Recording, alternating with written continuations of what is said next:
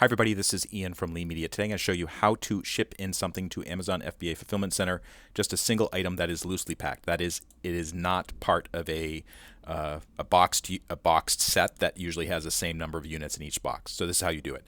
Go to Amazon Seller Central. Do not select Manage Inventory. And the reason why you shouldn't do this is because sometimes if you have a Fulfilled by Merchant item, you may accidentally select that one, which causes problems. Select Manage FBA Inventory, and then scroll down until you find the item in question. And this is the item in question. Select the checkbox next to it. Then on Action on Once Selected, this drop down here, select Send Replenish Inventory.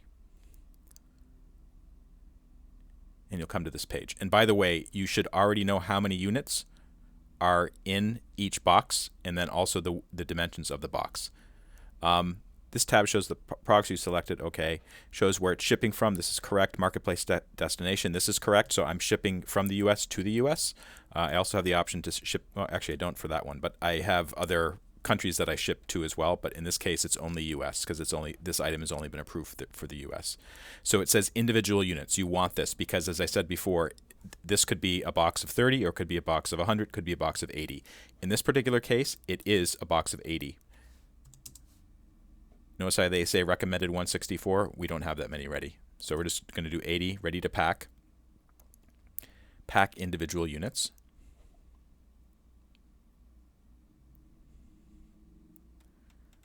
Okay. Make sure you select everything will fit in one box. If you had a situation where you had two boxes, one with 50 and one with 30, a different type of dialog would come up. But in this case, everything goes in one box. I'm going to confirm.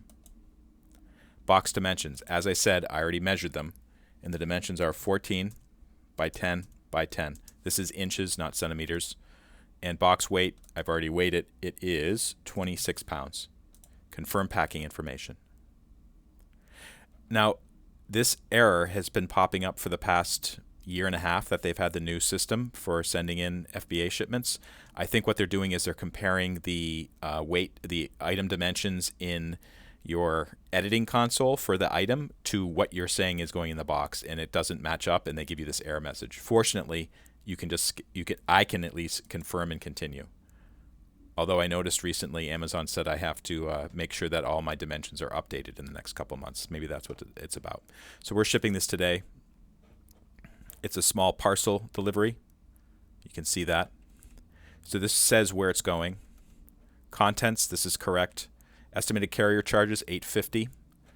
UPS, so I'm going to accept charges and confirm shipping. Usually takes a little bit. And by the way, this is far cheaper than if I was getting UPS on my own. This is about 1/3 the cost. Okay. Then this shows up. I always recommend renaming the shipment, so in case you're reviewing it later on, it's easy to determine what you're talking about. So I'm just going to call it 80 Salmon Bar. That's the name of this packaging. FGS. Actually, LPSG. FGS. This is stuff that I know, and then the date that I sent it. 05. Today is 13th, 22. Save. And then I'm ready to print.